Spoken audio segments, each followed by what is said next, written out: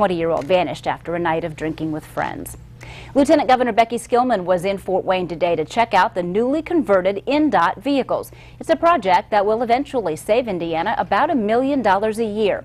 In all, mechanics have converted about 500 state vehicles to run on propane and compressed natural gas. And when the project is complete, Indiana will have more than 100 fueling sites for these vehicles, making it the nation's largest statewide propane fueling network. This is a perfect fit for a frugal administration. You know, it serves our goal of saving taxpayer dollars. That's both in the reduced cost of the fuel, but also an extended life of the fleet of these vehicles.